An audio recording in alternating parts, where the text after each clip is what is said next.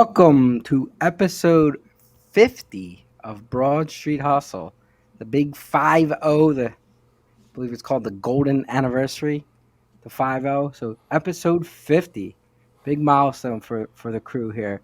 So for episode 50, we will talk about, make fun of, whatever you want to call it, the Phillies, who are currently stinking as we speak. And we are going to bring the NBA playoffs. We're going to talk some Sixers. We're going to do our little roadmap of the playoffs and ultimately who we think wins each conference and the championship, etc. You got just the original three tonight. No special guest. We got Jason Sayeda. Oh, what's going on, Tom? What is up, Jason? And we have Jimmy the Chalk. Do we really have to talk about the Phillies every week?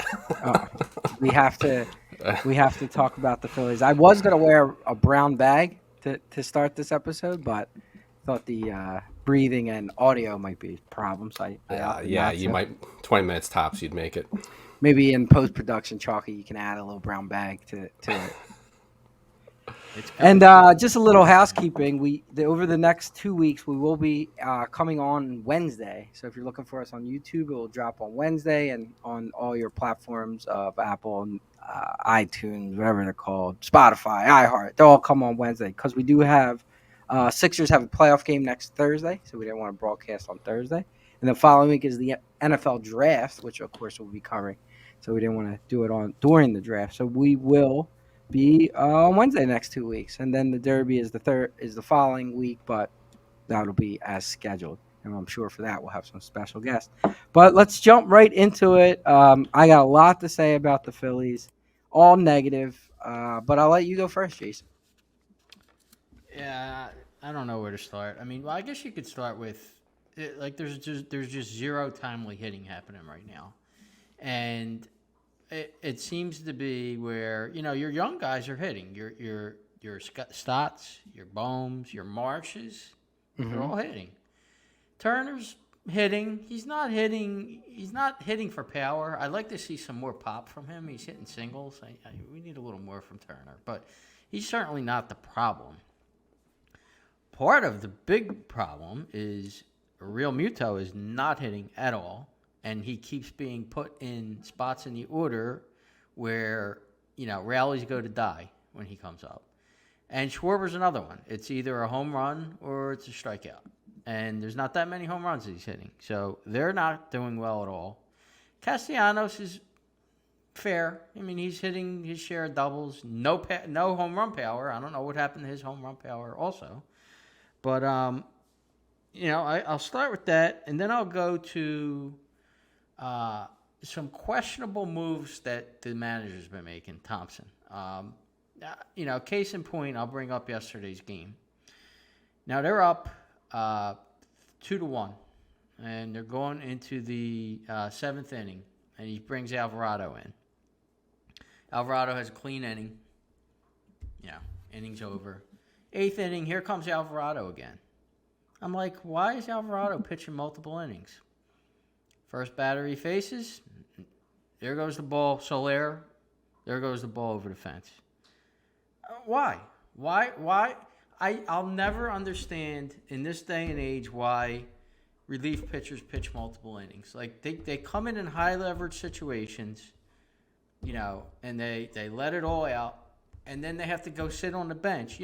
They're coming in warmed up, right? They're warmed up in a bullpen. They come in. That's what they're used to doing. They're not used to coming in, pitching high leverage situation, going and sit on the bench for however many minutes go by, and then coming back out. It rarely works. Yeah, we saw it in the Phillies Red series when the Reds tried to do it with their closer. They brought him in the eighth. He looked He unhittable. mowed Comes everybody in the down. ninth down inning, and he was terrible. And the Yeah. Phillies come back and win it. You especially don't see it this early in the season. Like it's Why? not like you're going for the playoffs right now. So they asked Thompson, and he's like, well, why did you bring him in the seventh? Well, we had him warmed up, and we didn't want to make him cool off. Okay, I understand that. Why are you pitching him multiple innings? Like, bring in Sosa if you want, because the guy Arias is an unbelievable hitter. He's a left-handed hitter for Miami, and he obviously wanted a lefty to face Arias. Bring in Soto. Soto had a pitch anyway yesterday. Like, you know what I mean? Like, it's another blunder. Like, Thompson has made a lot of blunders. Yeah, So let's far this stay. year. Let's before you keep Go going. ahead. Yeah. Stay on that because, Go ahead. I mean, a lot of what again, last year everything he did worked. Okay, we get it. But everything he's doing this year is exactly the same stuff Joe Girardi did last year that didn't work. Right? He's coming into he moves Stott to the leadoff spot. Oh, for some reason, but it worked. He played well. They scored. That might have been the game. They scored 15 runs or whatever. Then they face a lefty the next game. Well, then now Stott's batting seventh against a lefty. Okay, fine. I understand it's a matchup, but you were predetermined before that game or before the first game that Stott was going to bat. The lefty. You put a lineup out there that scored 15 runs. Yeah. So the next game, because it's a lefty matchup, you got to play that. Like he has no feel again. He's just opening up a binder. He's going through the matchups and he's doing exactly what we hated Girardi for last year. He's got it's all matchups. It's no feel. I don't. It's just and then, of course, every decision he's making has backfired on him. He lets Pache hit away yesterday in the 10th inning. First pitch, he pops out to the third baseman. The guy can't hit. Yeah, make him bunt. Bunt him. Yeah. I mean, what do you? He said he wanted to get the win. You ain't getting a win with Pache. At best, you're going to move the runner over. Hopefully, get back to a tie. I mean, it's just. I got big problems with him right now, and you're stuck with him because you're not going to, you're not going to fire him halfway through the season after you fired your coach last year. You signed him to a 2-year deal, so I don't know. Chalky, anything from on the coach aspect? I mean, I don't know why Pache is starting games. I said it last week. I'll say it again. Like he might be the best defensive player. Marsh is hitting 380 something now. Like let him play against lefties. See if he can do it.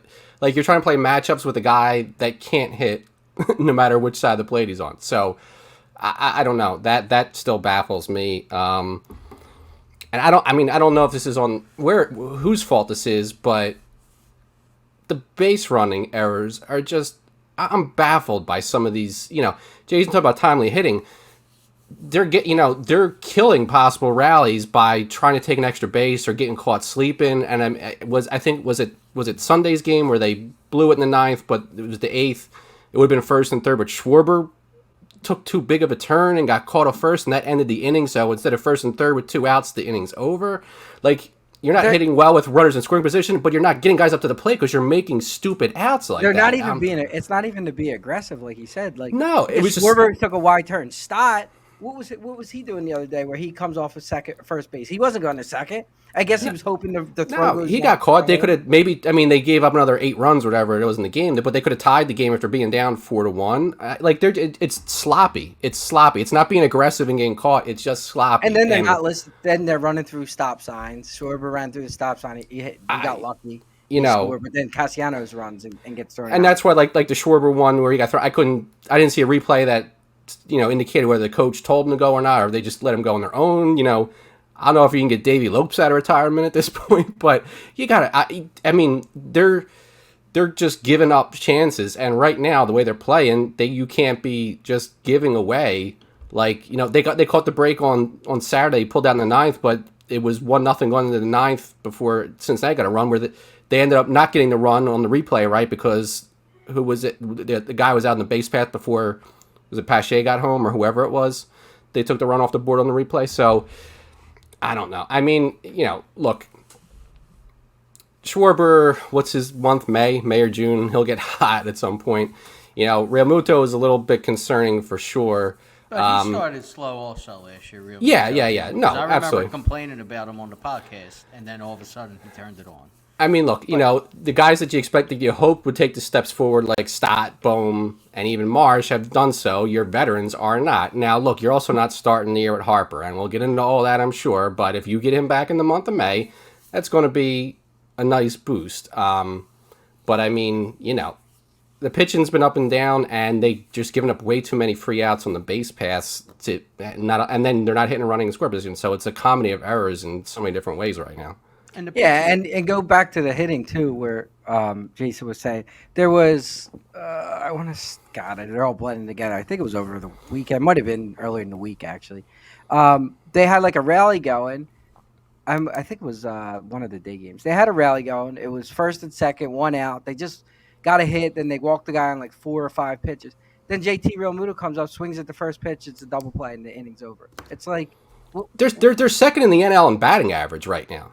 So like wow. their average is good, but their on base is middle of the pack. So they're not working walks, and their runners in scoring position. I don't have it in front of me, but it can't be very They're good. not slugging. Also, their slugging percentage. They're not Slugging, bad. yeah, right. Slugging is not either, but like so they're making contact, or at least they're getting guys on base, but they're not slugging. They're not hitting a lot of home runs yet. So to get those 3 or 4 hits to produce a run, it's a real struggle. So And Noel has been awful. There you go. I was just going to say that. The other thing is Aaron Nola has to be better. Just has to be better. Like, I don't consider him the ace. I think Zach Wheeler is a better pitcher than Aaron Nola. But Aaron Nola is your number 2, and he's got to start pitching like it because they need him to give them 6 innings. Like, that's part of the reason, we do blame Thompson for bungling the bullpen, but these guys are pitching every game because Noel's going 4.5 and 2/3. I think they were weren't they the only team that hasn't had a pitcher pitch through? Well, I guess Wheeler did the other night, but hasn't pitched through 6 innings. They or have something 2 like guys. that. I think Nola did it against the Yankees, and now Wheeler. But they were like the lowest or They were worst in the lowest, league. Yeah. So like these guys got to be better, and again they miss. Their best pitcher right now has been Strahm. I mean, that guy's been great. yeah, he outdueled the reigning Cy Young, right? We've 2-0, 0 ERA. He didn't get the win in the one game, but he's 0 ERA in 2 starts in a relief. I mean, He's got to stay in the rotation. Like, get this Falter bomb out. Falter, Cinderella, turned to a pumpkin today. He's it looks gotta like, get but out. Yeah. I mean, listen. I mean, I'm not watching other games as far as like telecast, but if I hear about the pitch count, the pitch clock one more time, are they the only? They didn't tell. Every team knew about it except the Phillies because Real Muta is complaining about it. That's why he's not in a rhythm. Nola can't get in a rhythm. There was Dominguez. They're trying to slow him down because he's going too fast. It's like. I mean, other teams must be handling it. They're well aware that there was a pitch clock. I'm tired of hearing about it. And I hope they're just not playing to get Harper back and figure it out. We'll just turn a switch on once Harper's back because it doesn't work that way. Well, I mean, listen, they started terribly last year, and we all blame Girardi, and Girardi was not good. I mean, don't get me wrong, but I don't know. Is it the same thing happening this year, and now we're blaming Thompson? I don't know. Maybe they're just a slow starting team, and they can't count on it though. I mean, listen. They were 21 and 22 and 29 or whatever the record was. 22 and 29, yeah. Okay. They go 22 and 29 again. They ain't making the playoffs. That's I mean the third wild card does help, of course. It does, but I mean you got to really they wound up with the third best winning percentage or something, in the remaining 110 games. Oh yeah. They call fire. You think that's going to happen again? I don't know. I mean that's hard to count on. Yeah, I mean they were 4-8, I think, to start the year. So record's the same today, or it was about to be 4-9. But to Jason's point, if you get that kind of start, you will barely have cracked the hardest part of your schedule. They don't play Atlanta and the Mets until the end of May, so that's almost around that fifth. So if you start that way and you've barely played your 2 toughest division rivals, your schedule's not getting any easier. Like they had some early games against Atlanta and the Mets last year that were kind of mixed in with that. They're not playing tough teams right now. I'm they're sorry. Be 3 and 4 against the Mets and the Marlins, or 3 and 4 right now. End of the month, start of May, you got Houston and LA coming up. That's a road trip. Okay, that'll be tough. But then you got in between then, the Reds now they're losing again. Rockies, Colorado again, the Cubs. I mean, these are teams you should be beating if you're going. Like you can't be going 21-29 against these teams and then have to play Atlanta, New York, LA, San Diego, all these other teams in the middle there. But I think this guy has to change the lineup. And I don't mean like benching Real Muto. No, but Bohm's still batting 7th every night. I mean, come on. Bohm up to 3rd or 4th or 5th in the lineup. Get Real Muto down to 7th. Yeah, he's afraid to make changes. He doesn't want to hurt this guy's a veteran, this guy that. It's like it's not permanent. You got to do something now and start winning games, and then you can tweak it again if and move guys back once he starts hitting, etc. It's not, but you got to do something. You can't 100%. have. I mean, and that was my point with Stott. You know, you have Stott batting first, and then you bat in seventh. Okay, it's a matchup, but he dropped 6 spots in the lineup. I mean, come on, that's outrageous. Oh, by the way, here's a late breaking text from Jimmy D. Mediocre is as mediocre does. He knows we're broadcasting. Jimmy D. But mediocre is generous. This isn't. They're not playing like a mediocre team right now. They're playing like a bad, poorly coached team. The fundamentals, they're not doing anything right. No, they're not. It's ugly. It's ugly, and there's really not much they could do. Like, what are you going to do to shake I mean, I guess who are you going to call up? There's nobody. No, there's nobody. No, but you got to make a trade. If you want a first baseman, you got to make a deal. It looks like they want Harper to play first base. So Yeah, I don't know if I they're going to make any moves there. I mean, their defense has been all right, I guess, right? Like, you're not seeing some of the bungles we saw before. But, I mean, it's not, like, stellar. No. I mean, their defense is going to be better because now you got Sosa's playing a lot. He's going to improve. Right? You got Hoskins off the field. I mean, that's you move Stott to second. I mean, you got a better shortstop. You know, there's exactly. So you're solid up the middle. You know, you get one of those bums in the field anyway. Schwarber or Castellanos off the field. You know, Cave can't hit out of a wet paper bag, but at least he can field. You know, so the fielding is not the problem right now. They're not hitting. That's the main thing. Like there's not timely hitting. Like you could point to their average and all, but they're not slugging. What did they have? 6 home runs, 7 home runs? Yeah, and I mean we want to blame the bullpen at times too, but the bullpen hasn't really come in a game where they had a 3-run lead, a 2-run lead, a 4-run. It's always like the up one, down couple, tie game. It's all high leverage situations. It's never playing ahead. And speaking of the bullpen, Kimbrel he's washed. Like I will say, he did look a little bit better yesterday. He came in and gave up an immediate hit, though. He did, but I mean that's also a situation like I always look at those extra innings as a little bit of. I mean that's tough you got to be a strike. You got to strike guys out, or you're not going to be successful. I think that's, and I'm not going to blame Ed Thompson on that. I think that's a miss by. And I wanted them to sign him. But he just doesn't see. I don't think he's got it anymore. I think Schwarber just hit a bomb. Yeah, I got to see him a little bit more. Like I said, I do feel like he pitched a little bit better last game. So maybe he'll find it. But Dominguez is a problem.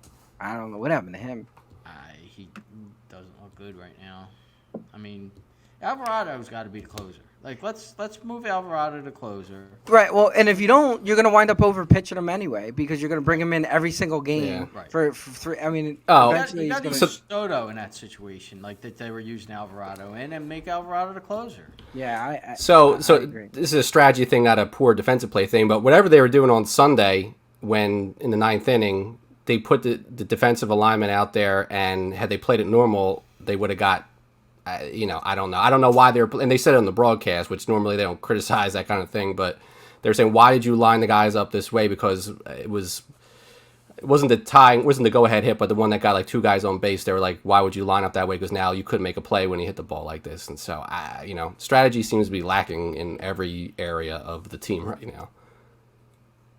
All what right, are you drinking, Chalky? What's I know our viewers can't see you, but we could see you drinking. It's King Julius American Double IPA from Treehouse Brewery. Wow. Look like a Shasta. You're drinking an orange Shasta. I think orange bucks. Yeah. I just have my solo cup here of iced tea. I got good old water. All right, we can go on about how bad the Phillies are for a while. Let's move on to the playoffs. I don't know how we didn't really talk too much about it, so I don't know how you guys want to do it. If you want to talk about the Sixers, or you want to just jump into the playoff brackets and start discussing, where we think the brackets will land. Well, I think we cover the Sixers series first, and then we move on to the rest of the Eastern Conference, and then we go to the Western Conference. All right, that sounds good. So let's cover the Sixers series. So the Sixers are playing the Brooklyn Nets. I know Jason at I guess it's been a few podcasts, was a little bit worried about the Nets. Unfortunately, Vegas did not take your advice, and they've instilled the Sixers as like a minus 900 to win the series, which is almost means I think it's impossible for them to lose. But I have a plus Okay, yeah, Nets are plus 600, but I didn't see what. Yeah, The they Sixers are they minus juiced. 9. Yeah, it's all juiced up real bad. Okay. Um, and that was DraftKings earlier today. I mean, it could have changed, but Yep. um, yeah, minus 900. So it seems like the Sixers should win. It's just a matter of how many games and if they can come out of it healthy. But Jason, what is your thoughts with the Sixers series?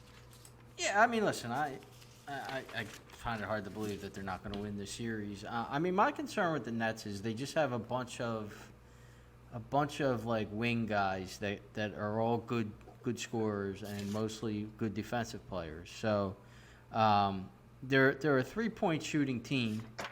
So you always have the threat of them, stealing a game when they're shooting 20 for 45 in threes or something like that. So I can foresee them stealing a game here, but I don't see it going more than 5. I doubt it goes 6, but my prediction will be Sixers in 5. I have the offensive and defensive efficiencies here. The Sixers are 3rd in offensive efficiency in the year and 8th in defensive. The Nets were 10th in offensive. Now, of course, they had Durant for part of that.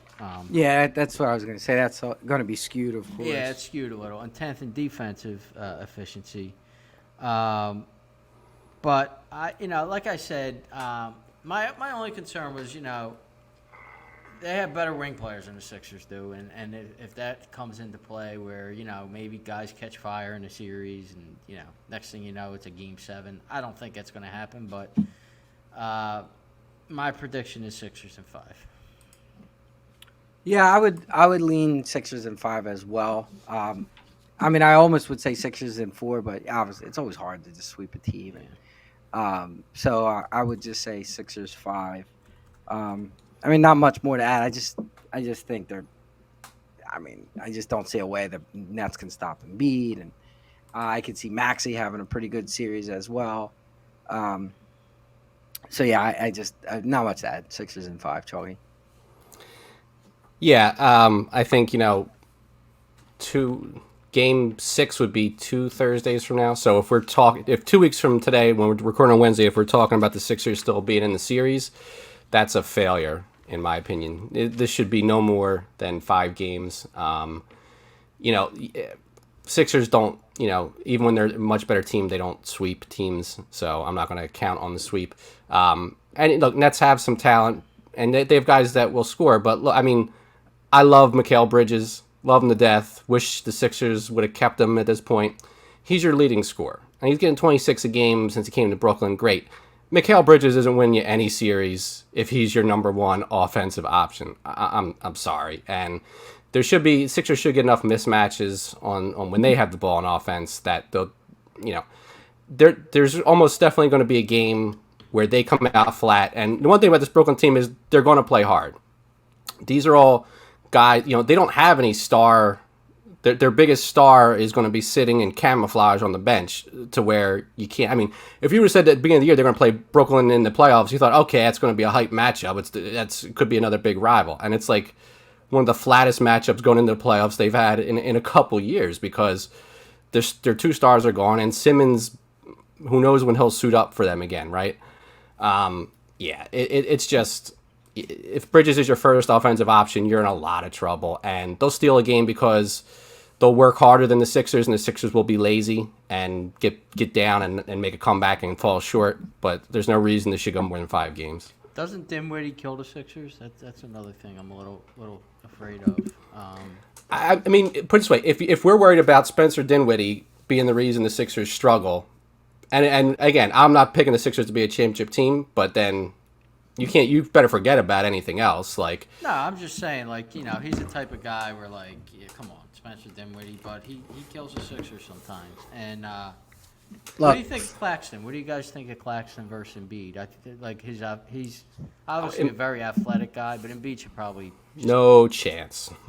bully. No chance. Look, for me, it's all about similar to last year, and it didn't work out. You got to get out of it. I mean, Embiid broke his face last year in the first Yeah. series, right? Yeah, And it when was cost the them. last playoff that Embiid was fully healthy? What I'm saying, Yeah. that's to me. You just got to. He has to come out of this series, or the key players, but specifically Embiid, have to come out of this healthy. They're going to win the series. There's no question about it. I bet anything you would like to bet on it. They're going to win the series, but they got to come out healthy. I mean, he breaks his face again, and now you're playing Boston, and he's missing the first two games. You're done. That's the most important. That's the most important thing. They beat Toronto in 5 last year. He doesn't break his face. He had the finger injury already. But I mean, the only playoffs he wasn't injured was when they got swept in the bubble, and he had 2 months off to heal up. Before they played that. So anytime they've gotten to the second round in the 4 years he's played, he's missed a game or had some sort of injury situation in the playoffs. So he's probably as healthy as he's been in recent years. So you can't mess around with playing 6 and 7 games against a team like this. Do you think these last couple of games, where none of the stars have played, any of these backups are earned themselves any minutes during the playoffs? Shake. When Shake's one of the main guys, Shake plays well. But he just seems to wilt though, when he's got to come in off the bench and he's. Well, he doesn't play well with other good players. That's his Yeah. problem. You put him on the court with Embiid and Harden, it's he forgets how to play. But you make him on the court with Mac and Paul Reed, and he can excel. Yeah. So You because he would be a great spark off the bench as in your second unit, He no should doubt. be. And I think there was a game against the Hawks. He played well. He kind of Yeah. saved him in one of the games against the Yeah, Hawks. there was right. He did. But He did. He gave him a outside spark. of that, he's been flat. Yeah, I mean, you're looking to go 8 guys tops usually in a playoff rotation. So, you got your starters, then that's going to be Melton. It's going to be, Niang. Reed coming. Reed will be, getting the Reed 5 as a minutes. backup center is scary to me, but That's it bad, is. yeah. I mean, it's the best option they have. They continue to not improve that position, but I mean, they picked up Dwayne Dedman and he's played once. He is a dead man. Awful. Basically. He's I think I think they'll probably play some small ball 5 with Tucker, if they can get away with it, depending on the matchup. So then, who's your other rotation guy? Is it House? Niang. Is it Niang. Shake? And it's Niang. But Niang, was gassed by the second round last year. and McDaniels is going to play. Yeah, so I mean, it'll be that extra spot might vary depending on the matchup, who they end up playing. Because Niang, you can get away playing Niang against Brooklyn, right? Can you play Niang against Boston? Maybe not. Look, and you mentioned his name, but Tucker's another guy that's going to be big in this playoff run. I mean, this is why they got Tucker. It wasn't Exactly. for the regular season. So Yep. you got to hope that he had enough 0 games during the season that he saved up his games for the playoffs. And he was impressive with the Heat last year, and his physicality and was a big factor of why. So I would have loved we'll to see. seen him sign Patrick Beverly. I mean, come on, this guy, and we're going to get to the Bulls in a little bit, but he's the type of guy that's he's a pain in the ass during the playoffs. He gets under your skin, and there's just a lot that he could do out there. They needed a backup point guard because we just said Shake doesn't really, he doesn't really perform the way a backup point guard should perform. I would love to have, because he's a guy just like Tucker. He's one of those guys that he just gets under your skin. He plays hard, and he's a good defensive player. And I don't know. I wish they would have added him. Yeah, you don't want a whole team of those guys, but when that role guy's coming player. off the bench, it's not a bad. I mean, I certainly wouldn't have been upset if they would have did it, but when I look at him, it's you look at the teams he's bounced around on. He's bounced around a lot the last couple years. These are teams, a lot of cases, that aren't necessarily as good as the Sixers. If they can't find a spot to play him, how are you going to get him in the top 7 on a supposed championship contender? So that's just a role player that can kind of you don't need him to do more than just be a pain in the ass and I mean, he's from Chicago, so I don't know if he just decided he was going home. maybe. I don't know if the Sixers had any interest in the first place, but he is from Chicago. I mean, look, if there was better offers out there, the Bulls were on the edge to get to the play-in round, so he wasn't going there to win a championship, right? But I mean, I think Tucker And Embiid kind of mentioned it last year, right? He mentioned Tucker by name after the Heat beat him about toughness or attitude or whatever. And, that's one of the things that's been lacking since that, I guess, 2019 team where you had Jimmy Butler and you had guys like Mike Scott.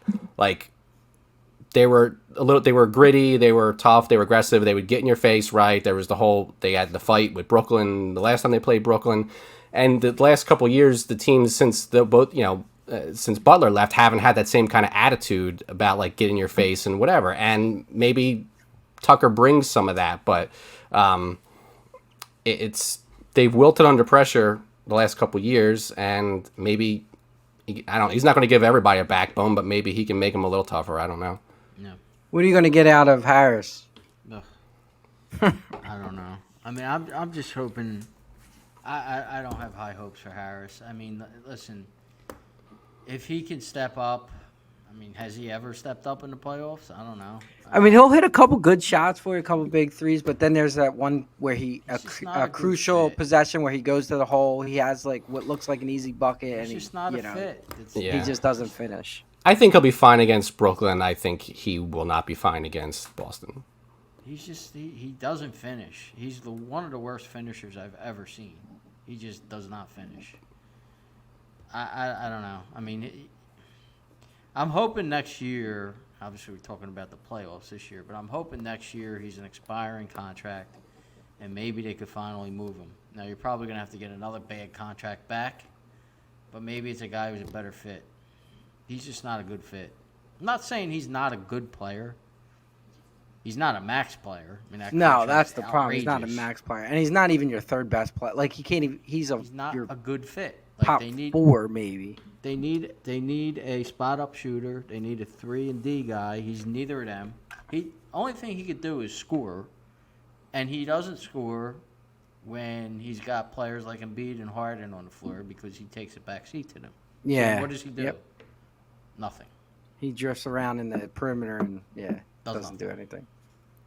All right, well, let's get into the matchups here, and I know you have Meeker. Meeker also gave some brackets, right? So we can. We could go around and give our picks, and I'll give Meeker's at the end. Yeah. So do you want to just cover the East here, and then we'll start with the East. Yep. Chalky, why don't you go first? You're anti-Sixer, I can tell, so you have them losing to Boston in the second round. I'm sure that's a little bit of a reverse jinx, but go ahead.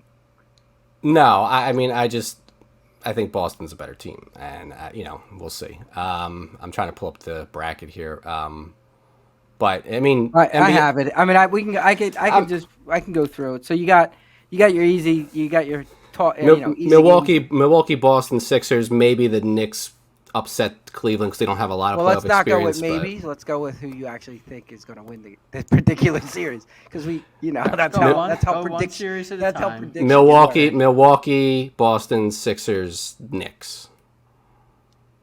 Milwaukee, Boston, Sixers, Knicks. Okay.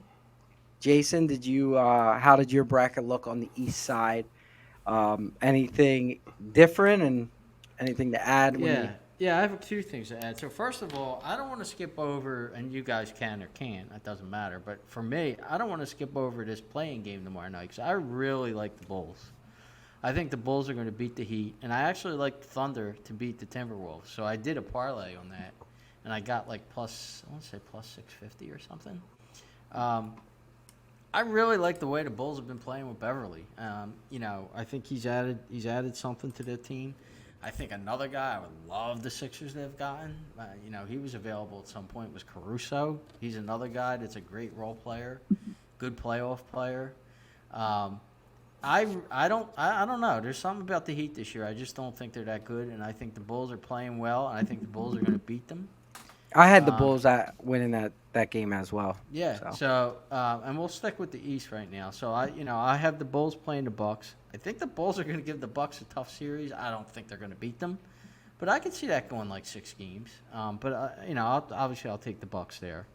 The Celtics are going to beat the Hawks. I honest to God, I was hoping that the Bulls were going to play the Celtics. Yeah, I was a little disappointed with the Atlanta. I don't you even see that being They're a not. series They're now. not beating Yeah. the Celtics, but I thought the Bulls might have been able to. But I was hoping for the Heat just because I thought they might beat them up a little bit, even though they yeah, might only go 5 games. But I'm wrong there. It would have been the Heat against the Celtics, and I might have picked the Heat there. I'm wrong. I'm saying that it would have been the Bulls. So you're right, Chalky.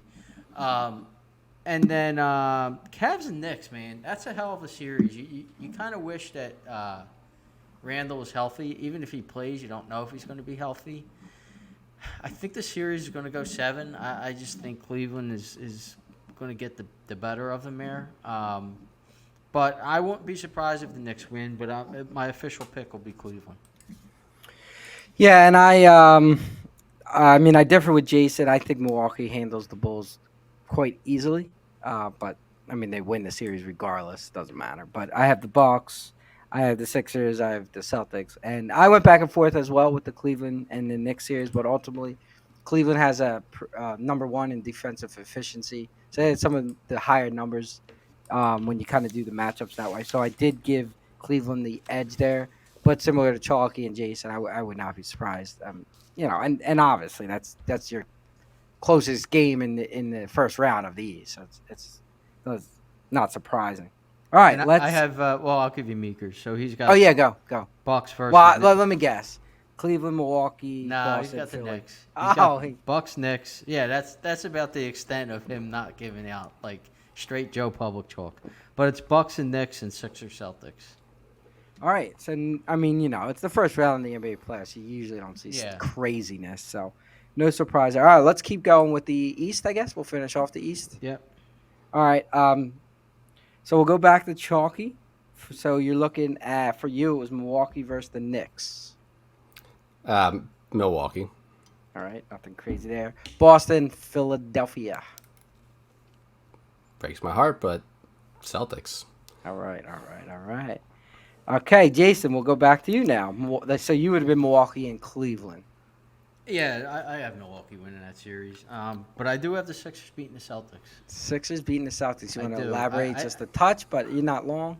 I just, I don't know about the Celtics coach. They just don't seem to be playing well. I think the Sixers have hung with them in almost every game that they played this year. Now, I think what were they, 1-3 against them? Or what was their official record? 1-3, but there were some crazy games. Like opening night, I mean, you can't put a ton of faith in that. The second game, Boston didn't have, like, their 2 or 3 best players didn't play, so the Sixers took the night off and they lost. The third game was probably the most indicative, I guess, if you were going to get a fair matchup, which was a crazy game, Sixers up 20, and then Embiid was a second late on that. And then the last game, they were missing a couple guys, and they came back in 10 points in 9 seconds and almost won. So there's maybe like one actually matchup that would be indicative of both teams being healthy in the playoffs. So I don't know that you can read a lot from the season series per se, just because of the way the teams were each time they played. All right, so I will go mine. I have Milwaukee also advancing to the East Conference Finals, and I do, and I'm definitely homer here, but I do, and I picked the Sixers in the beginning of the year, but I have the Sixers beating the Celtics. Similar.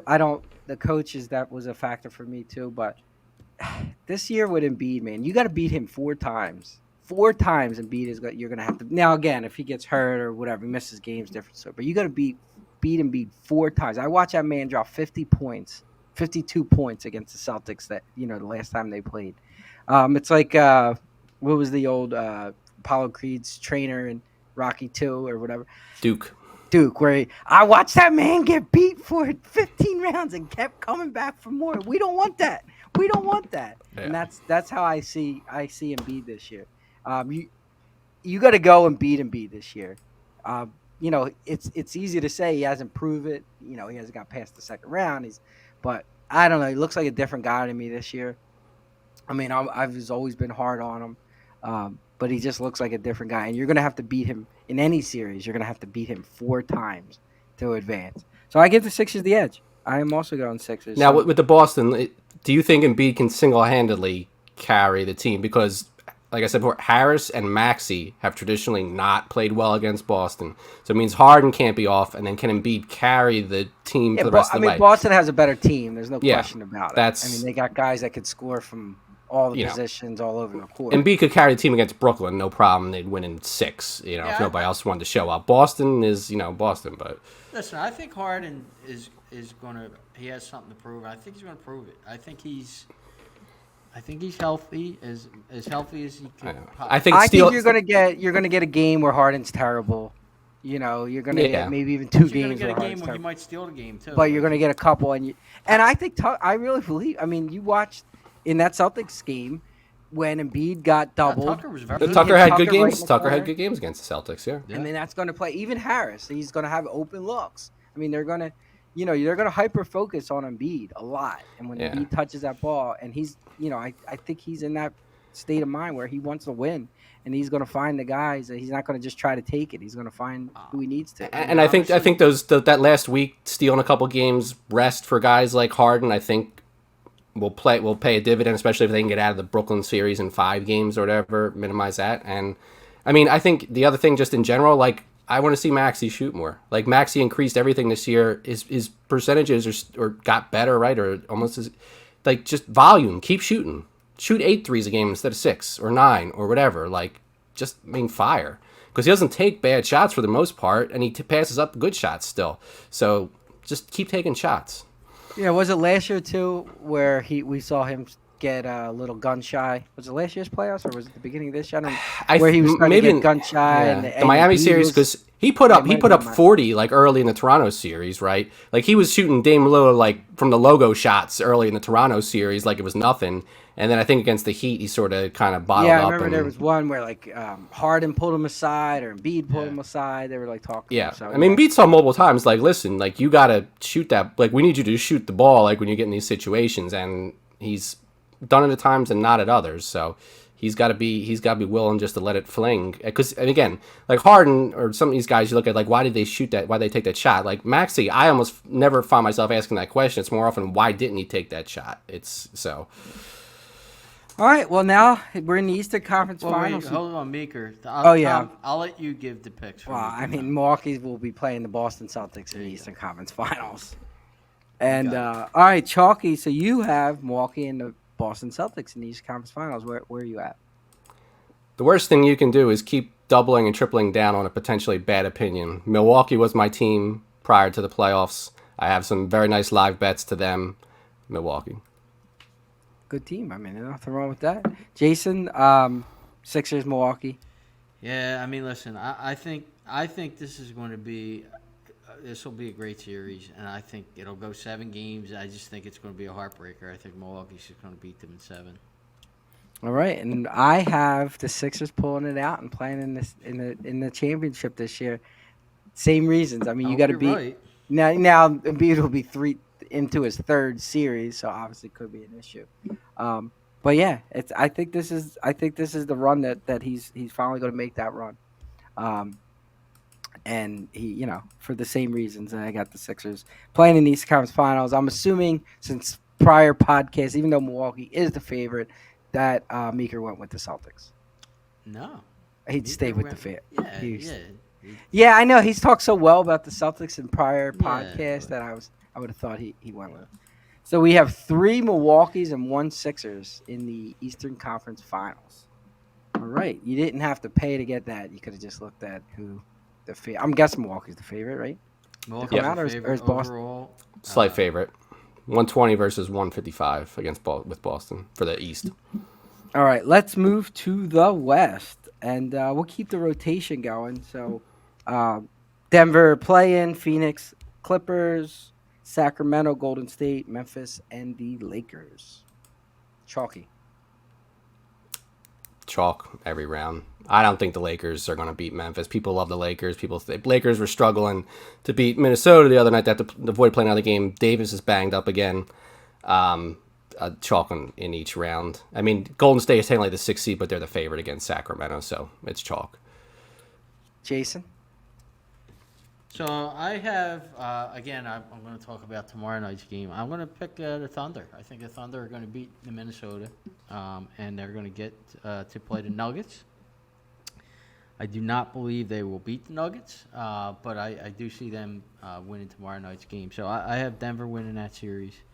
I have Memphis beating the Lakers also. I find it odd because everybody just assumes like the Lakers are going to win that series, but yet Memphis is still favored in that series. So I'm going with Memphis there. I'm going to take the Sacramento Kings against the Warriors because everybody just assumes the Warriors are going to flip a switch and they're going to just start playing.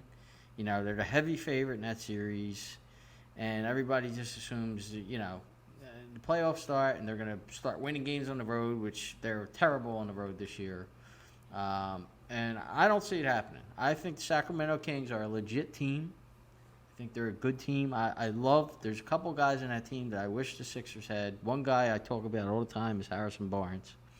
I think he would be such an upgrade over Tobias Harris. It wouldn't even be funny. And then they got the other guy, and I'm skipping over Sabonis, who's obviously their star, and Fox. I mean, those guys have been playing great all year. The other guy that they got last year was Kevin Huerter, the guy that destroyed the Sixers in that series because he just made big shot after big shot, and he has balls, and he plays hard. I think they're going to be tough to play against. I think they're beating the Warriors. And then I have the Suns beating the Clippers. All right, so I have Denver beating Minnesota. I think Minnesota does take that game, but regardless, Denver winning. I have Phoenix beating the Clippers. I also had Sacramento to take the Golden State Warriors. But I do have the Lakers. To me, I know Jason's saying everybody likes the Lakers, but I think it's Memphis only being a minus 140 favorite was a little suspicious to me. So that made me lean towards the Lakers. And I do love me a good fixed storyline, and you'll see as we progress through, LeBron coming to the end of his career. Let's see if he can lead one more team. All right, and Meeker. I just want to double check Meeker. So he does okay. So Tom, I'll let you give Meeker's picks. All right, we have Denver, we have Phoenix, we have Golden State, and we have Memphis. Yes. Okay, that was an easy one. All right, Chalky, do you still have the chalk holding up in round 2, or do we see some upsets? Well, it's not going to be a chalk in terms of the seeding, but I'll take Phoenix over Denver. And I think Memphis Golden State could be a tough series. The two teams hate each other. This could be where Golden State's run ends. I would certainly, from a betting perspective, like to see it because I have some Milwaukee-Memphis futures. If it gets to the finals, that'll be 4 figures. Golden State hasn't lost a Western Conference series since 2014. I think they get past Memphis in a 7-game series. All right, and Jason. So I have the Denver Nuggets beating the Suns. I'm not all in on the Suns like everybody else is this year. I just think it's hard to. It's similar to when the Sixers traded for Harden last year. Like, it takes time to gel. It takes time to kind of, I think next year is going to be the year for Phoenix. So, Denver Nuggets, I think they're, the last week or two, they haven't played well, but they're also clinched everything. So they were sitting guys out. Jokic was sitting out. I think they're going to win that series. And I have the Sacramento Kings beating the Grizzlies. I like this Kings team. I think they're legit. All right, and for me, I have Denver Nuggets as well, beating the Phoenix Suns. And I love a good fixed storyline in sports, so I have the Lakers beating Sacramento. And Meeker. Tom, you could go ahead and give Meeker's picks. So we would have Denver beating the Suns. Incorrect. The Suns going to be favored in that series? The Suns are the heavy favorite. Yes. Suns are the favorite in the West right now. All right, I didn't even see. Okay, yeah, yes. Suns. And then Golden State would be playing Memphis. They would be favorites of Golden State. Correct. Yeah. Chalky. Phoenix. You went you went Milwaukee versus Phoenix. So now listen, when I picked it. I waited 49 minutes to find out you picked Milwaukee versus Phoenix. Well, then why didn't you just ask me at the start? I mean, look, like I said, I played 3 finals matchups in exact, as probably as we're going to call it. Milwaukee, Memphis, Milwaukee, Denver, and Milwaukee, Phoenix. Now, none of those were the chalk at the start of the year. And then I have also bets for Milwaukee to beat them in exact matchups. And Phoenix is the lowest paying one, but I'm picking Phoenix. So just to reiterate, just because you said a bunch of words there, Milwaukee, the 1 seed and favorite in the East, will be playing Phoenix, not the 1 seed, but favorite But the in favorite. the West. I don't think they should be the favorite, but I think they'll win. All right, Jason, what do you have here? I have the Denver Nuggets beating the Kings.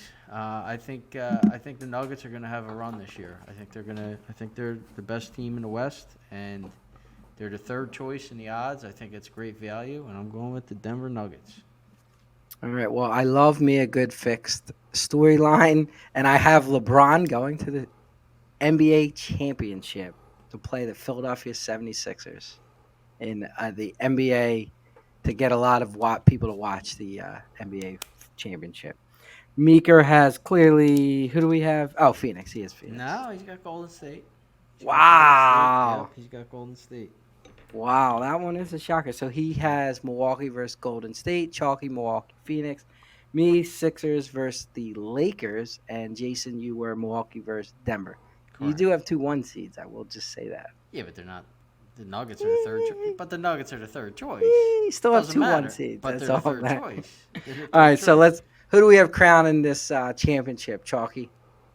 I'll gladly settle for either of your scenarios because if Jason's is right, I'm making a bunch of money on just that matchup. And if Tommy's right, I'll make a killing reselling my finals tickets if the Yeah. Lakers are playing the Sixers. But of course, why change course? The Milwaukee poor, wins. Philadelphia Boys Association. Yeah, that Durant trade didn't happen, unfortunately. But So wait, I'm sorry. Who did you have? Milwaukee. Milwaukee. All right, Jason. I do have Milwaukee beating the Nuggets. Milwaukee. It And is true, but- I have a parade down Broad Street for us, boys. Sixers winning the championship. How to be won. And Mika obviously has Milwaukee. Yeah, obviously. Yeah, obviously. All right. So a fun playoff map. I believe we did this last year, and it did. It I looked think more you like got both Pasha. I think you got both the finals teams. Me? If I remember correctly. I think you did. Yeah. Plus the winner, right? Because you had Golden State, right? I don't know. Probably. But I say a lot of junk comes out of my mouth, so maybe I did. You I had don't know. Golden State and Boston in the finals. Last year, if I don't remember know. correctly. I probably didn't make any money off of it somehow, but all right. Well, hopefully I'm right again this year. I guess for us, the podcast. Yeah, I the would City hope of you're Philadelphia. right. I would make a lot of money, and Chalky would make a lot of money. So it should be a fun playoffs. It does. I guess it officially did start, but the Sixers open up Saturday at 1:00. So it should be fun. That's all we got for tonight's podcast. We'll be back next Wednesday, like I said. Hopefully you are continuing to watch us on YouTube as our views have gone up, our likes have gone up. Hopefully that continues, but you still catch us on all the major whatever they're called, podcast platforms, and Twitter. So we will hopefully start to give out some picks if we have any. Need So some some horse picks as the Derby comes around. So yeah, so you'll see a little Craziness. bit. We had some horse opinions last week that were, nothing crazy, but some winners here and there between the group. Masters not as much, but it was. We gave a couple of good pushes, but nobody. Yeah, I did say if you want to bet Rahm or Scheffler, I should put it in a parlay, which I have. I have a live Yeah, you parlay did. of like plus 400 to 1 with the Bruins. Bruins have to win the cup. The Sixers have to get to the finals, which you think, and then Iga Swiatek has to win the French Open. And I'll win. I got, like I said, it's like 430 to 1 or something like that. So, I will say that Masters was all screwed up with the weather, and it was hard that was a little to really disappointing. gauge. Guys who was playing in the storm, then they had to play 30 holes, and Yeah. it was all screwed up. But whatever, we will join you next week. Have a good night.